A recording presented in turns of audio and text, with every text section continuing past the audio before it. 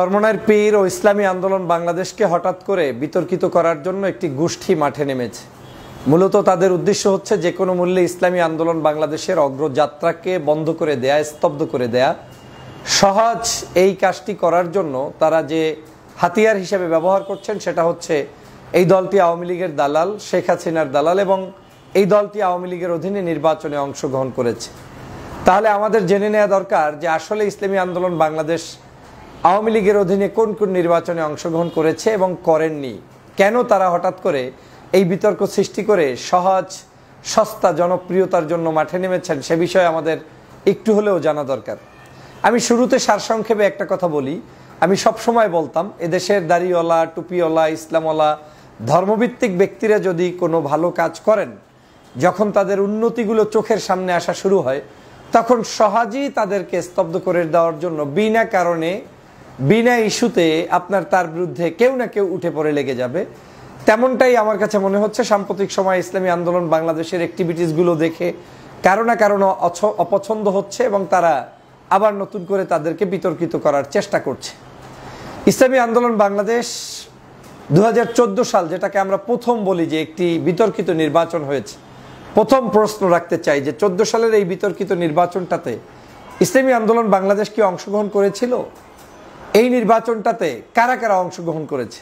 আপনারা নিশ্চয়ই জানেন 14 সালের 152-53টা সিট, যেই সিটে বিনা কন্টেস্টে নির্বাচিত হয়েছিলেন আওয়ামী লীগের লোকেরা, এবং সেই সময় এই অবৈধ নির্বাচনটা করা হয়েছিল শাহবাগে একদলদেরকে বিতর্কিত করে, তাদেরকে ফাঁসির মঞ্চে নিয়ে তারপরে ফাঁসি কার্যকর করে সেই সময়ের আলেম ওলামা, জামাত ইসলাম, বিএনপি সহ সব দলের উপরে একেবারে চরম মাত্রার জুলুম, নির্যাতন, অত্যাচার যা দরকার ছিল সব আওয়ামী লীগ করেছে এবং 14 নির্বাচন তারা কল করেছে। আওয়ামী লীগের দালালি যদি হয় তাহলে ইসলামী আন্দোলন বাংলাদেশের উচিত ছিল 2014 সালের ওই নির্বাচনটাতে অংশগ্রহণ করা এবং সবচেয়ে ভালো রেজাল্ট সেই নির্বাচনে নিয়ে আসা। কিন্তু দেশের স্বার্থে, মানুষের স্বার্থে, মানুষের স্বাধীনতা সার্বভৌমত্বের স্বার্থে, ভোটাধিকারের স্বার্থে 2014 সালের সেই নির্বাচনে বিএনপি যেমন অংশগ্রহণ করে নাই, জামাত ইসলামী অংশগ্রহণ করে নাই, ইসলামী আন্দোলন বাংলাদেশও সেই নির্বাচনে অংশগ্রহণ করেন নাই। আপনারা অনেকেই মনে করেন যে আওয়ামী লীগের অধীনে নির্বাচনে গিয়েছে, কিন্তু খুঁজতেই যাই না যে কখন কোন সালের কোন নির্বাচনে গিয়েছে। প্রথম কথা হচ্ছে আওয়ামী দোসরদের সেই নির্বাচনে অংশগ্রহণ করেছে আওয়ামী লীগ, 14 দল এবং জাতীয় পার্টি। একমাত্র এই যে গুটি কয়েকটি দলের কথা বললাম যারা বাংলাদেশের সর্ববৃহৎ দলের মধ্যে অন্যতম, বিএনপি, জামাত এবং ইসলামী আন্দোলন বাংলাদেশ, তারা 14 সালের নির্বাচনে যায় নাই। আসেন 2018 সালের নির্বাচনের পরিস্থিতি নিয়ে। 2018 সালের নির্বাচনে বাংলাদেশের অলমোস্ট সকল পার্টি গিয়েছে এবং বিএনপি গিয়েছে 18 দলীয় জোটের মাধ্যমে। সেখানে ডক্টর মোহাম্মদ কামাল সাহেব ছিলেন সেটার চিফ এবং অন্যান্য বিভিন্ন দল থেকে নেতৃবৃন্দ সংযুক্ত ছিলেন, আপনারা নিশ্চয়ই জানেন। সে 18 নির্বাচনে বিএনপিও গিয়েছে, জামাত ইসলামও বিএনপির সাথে প্রতীক নিয়ে গিয়েছে, ইসলামী আন্দোলন বাংলাদেশও 2018 সালের নির্বাচনে অংশগ্রহণ করেছে। আপনারা জানেন সেই নির্বাচনে কেউ ভালো ফলাফল করতে পারেন নাই, তথা আওয়ামী লীগ ফলাফল করতে দেয়নি। 300 আসনের 6-7টা আসন বাদ দিয়ে বাকি সবই নৌকা প্রতীকে রাতের বেলা ভোট দিয়ে তারপরে তারা জয়যুক্ত হয়েছিলেন।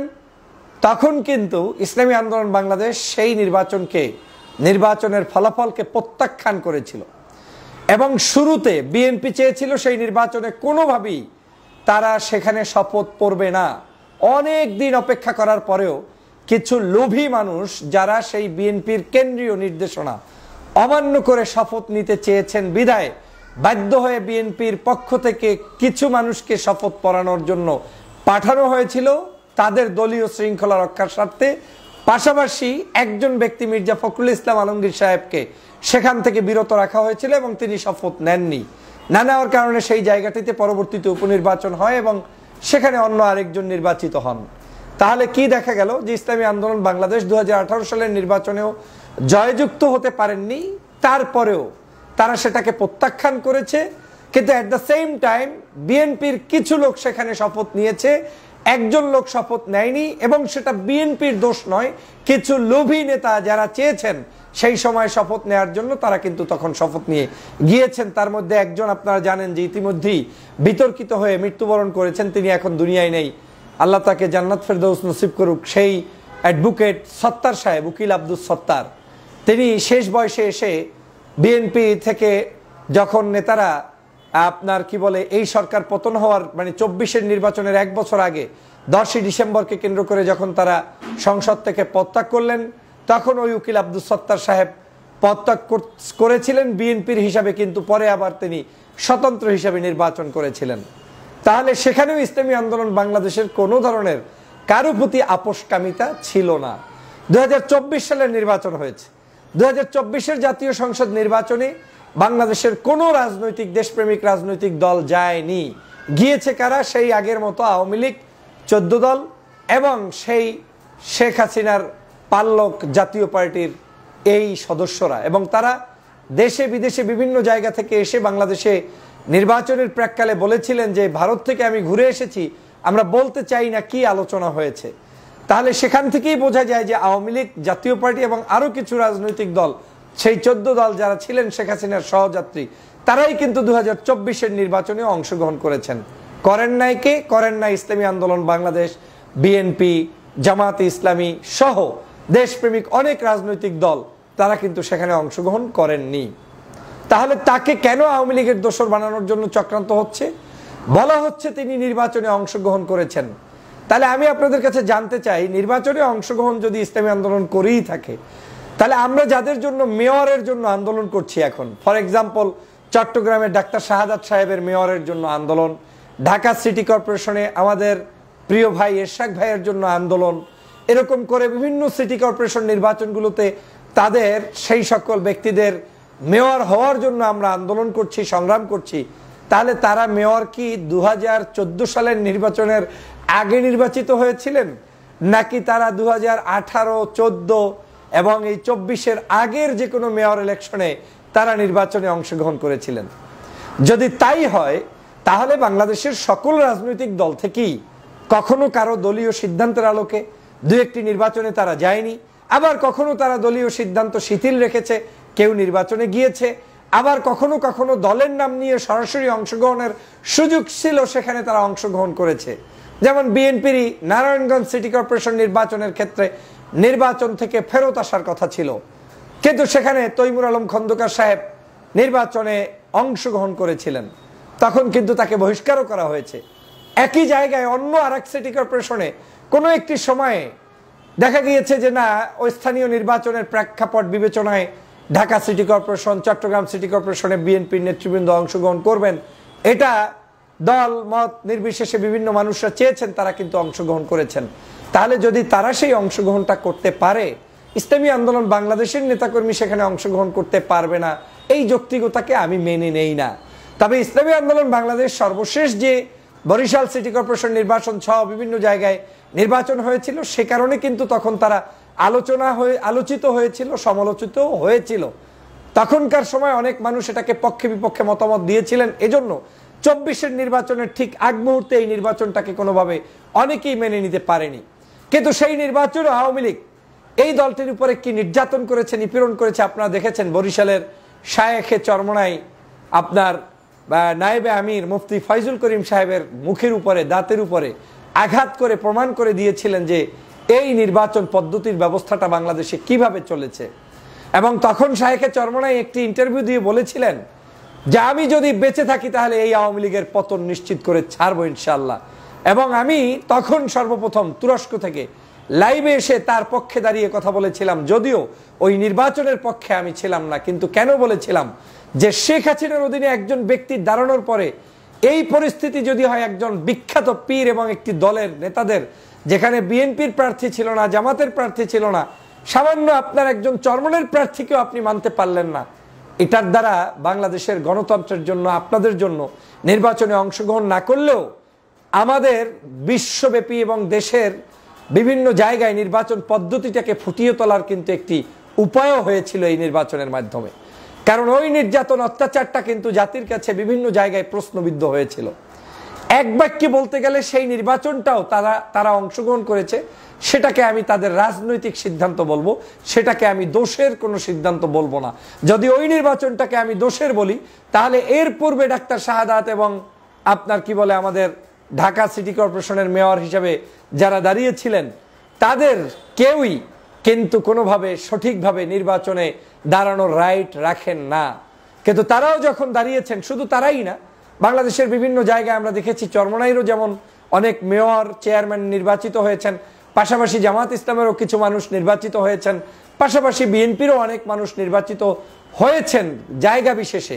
কিন্তু যে হারে তাদের নির্বাচিত হওয়ার কথা সেটা হতে পারেন নাই। যেমন প্রত্যেকটি জায়গায় সাধারণত মানুষের বিশ্বাস বিএনপি, জামাত কিংবা বিরোধী মতের মানুষরা নির্বাচিত হবে, কিন্তু ভোট কারচুপির কারণে হয়তো দেখা গিয়েছে 100-র মধ্যে 2-4টা জায়গায় হয়তো কোনো ইউনিয়ন পরিষদে কিংবা উপজেলা পরিষদে কিংবা সিটি কর্পোরেশনে বিভিন্ন জায়গায় তারা নির্বাচিত হয়েছিলেন, অথবা তাদেরকে নির্বাচিত হওয়ায় বাধাপ্রাপ্ত করা হয়েছে। তো আমি সে কারণে বলছি যে চরমনাইকে নিয়ে নতুন করে তাহলে এই ষড়যন্ত্র কেন?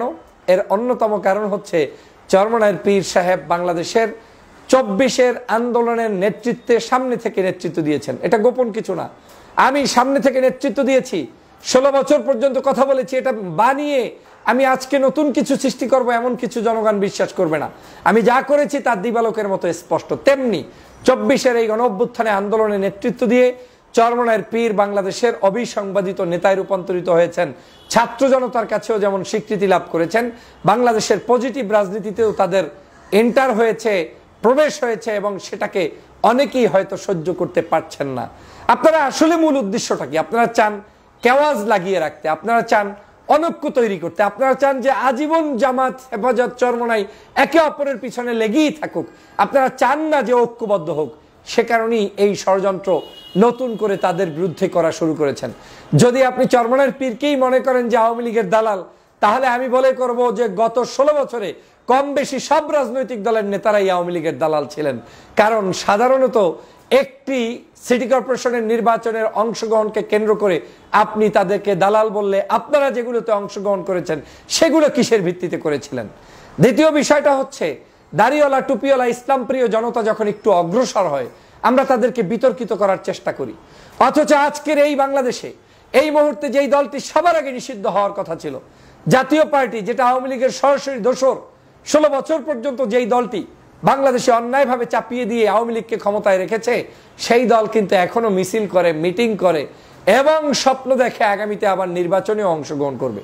আমি এই দলের কোনো ব্যক্তিগতভাবে কারোর সাথে আমার শত্রুতা নেই, বরং বন্ধুত্বপূর্ণ সম্পর্ক আছে। কিন্তু আমার খারাপ লাগে তখন যখন আমি দেখি যে দোসররা মুক্তি পেয়ে যায় আর প্রকৃত দেশপ্রেমিকদের বিরুদ্ধে ষড়যন্ত্রে কেউ না কেউ মাঠে নেমতে পড়েছে। আপনারা নিশ্চয়ই দেখেছেন চরমনাইয়ের পীর সাহেবের কাছে জামায়াত ইসলামের আমির ডাক্তার শফিকুর রহমান সাহেব যাওয়ার পর থেকে জামায়াতের সাথে চরমনাইয়ের সাথে একটি সৌহার্দ্যপূর্ণ সম্পর্ক বৃদ্ধি হয়েছে, এবং সেটার একটি ফলপ্রসূ রেজাল্ট আমরা দেখেছি সোহরাওয়ার্দী উদ্যানে। সকল ইসলামপন্থী রাজনৈতিক দল এবং দেশপ্রেমিক বহু রাজনৈতিক দল সেখানে অংশগ্রহণ করেছে। এই ঐক্যবদ্ধ বাংলাদেশই আমরা চাই, হাসিনার বিরুদ্ধে ঐক্যবদ্ধ বাংলাদেশই আমরা চাই, আওয়ামী লীগের বিরুদ্ধে ঐক্যবদ্ধ বাংলাদেশই আমরা চাই। কিন্তু কারা, কেন হঠাৎ করে এই বিতর্ক সৃষ্টি করছেন? কেন? বিএনপির মহাসচিব মির্জা ফখরুল ইসলাম আলমগীর সাহেব চরমনাইয়ের পীর সাহেবের কার্যালয়ে গিয়ে যখন উপস্থিত হয়েছেন, নামাজ পড়েছেন পাঁচকল্লি টুপি মাথায় দিয়ে, এবং তিনি সেখানে সৌহার্দ্যপূর্ণ বৈঠক করে দুইজনে যৌথ সম্মেলন করেছেন, সেটা কি পজিটিভ দিক নয়? নিশ্চয়ই সেটাও একটি পজিটিভ কাজ। অতএব বাংলাদেশের রাজনীতিতে সেই পজিটিভ কাজগুলোকে ইন্সপিরেশন করা উচিত।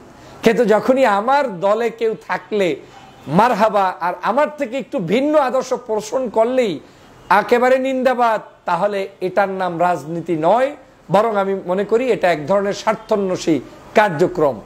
বাংলাদেশে টকশোতে, অনলাইনে নতুন করে ইসলামী আন্দোলনের যে কার্যক্রম শুরু হয়েছে এবং বাংলাদেশের রাজনীতিতে তাদের যে প্রবেশ শুরু হয়েছে, প্রত্যেকটি পদচারণায় তারা যে আজকের বাংলাদেশের মানুষের কাছে একটি উল্লেখযোগ্য নামে রূপান্তরিত হয়েছে, সেটা একমাত্র কিছু নাস্তিক্যবাদী দালালদের অপছন্দের কারণ। সে কারণেই চরমনাইয়ের বিরুদ্ধে, ইসলামী আন্দোলনের বিরুদ্ধে আওয়ামী ট্যাগ লাগিয়ে একটু শান্তি পেতে চান।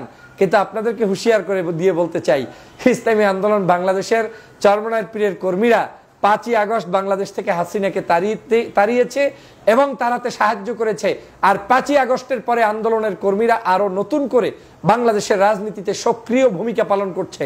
এই ব্যক্তিদেরকে জনগণ যতদিন ভালোবাসবে, গ্রহণ করবে, এবং তারাও যতদিনে এই দেশের মানুষের পক্ষে থাকবে, ইসলামী মূল্যবোধের শক্তিগুলোকে ঐক্যবদ্ধ রাখার পক্ষে থাকবে, আলেম ওলামা ইসলামপন্থী নাগরিকদের মধ্যে বিভেদ সৃষ্টি করবে না, দেশপ্রেমিক নাগরিকদের সাথে ঐক্যবদ্ধভাবে চলার চেষ্টা করবে, এই চরমনাইকে নিয়েও কেউ বিতর্কিত করে কোনো লাভ হবে না।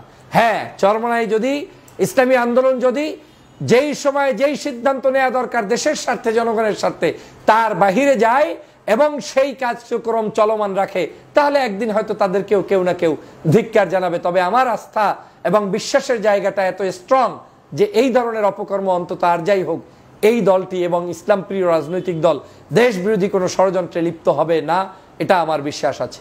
আসুন ষড়যন্ত্রবাদীদের ব্যাপারে সতর্ক হই। আমরা বাংলাদেশে যে মতের হই, যে দলের হই, যে আদর্শের হই, সকল রাজনৈতিক জায়গাগুলোতে আমাদের এই সকল দেশপ্রেমিক রাজনীতিবিদদেরকে স্পেস তৈরি করে দেই। আল্লাহ পাক তৌফিক দান করুক, আমিন। আসসালামু আলাইকুম ওয়া রাহমাতুল্লাহি ওয়া বারাকাতুহু।